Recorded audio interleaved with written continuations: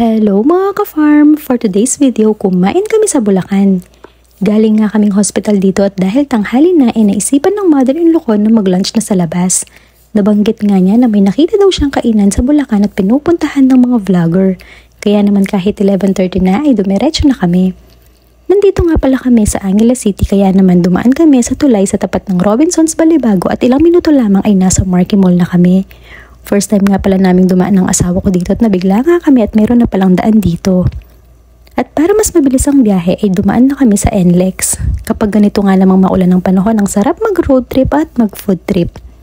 Yung mother-in-law ko nga mas marami pang alam na kainan kesa sa amin dahil sa mga nakikita niya sa Facebook.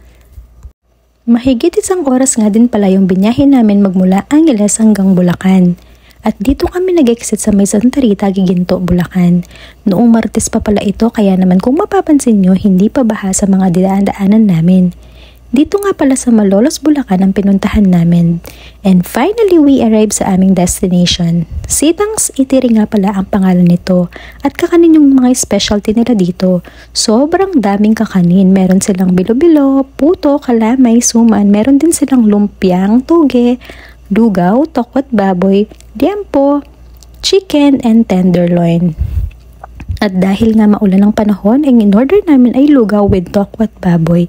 Nag-order din kami ng lumpiang tuge, yung tenderloin nila, liempo, chicken, at sobrang daming biniling ang kakainin ng aking mother-in-law, pampasalubong daw sa mga dadatnan namin sa Pampanga. Kaya naman kung trip nyong mag-road trip at mag-food trip, tikman nyo na dito. Yun lang mga ka-farm!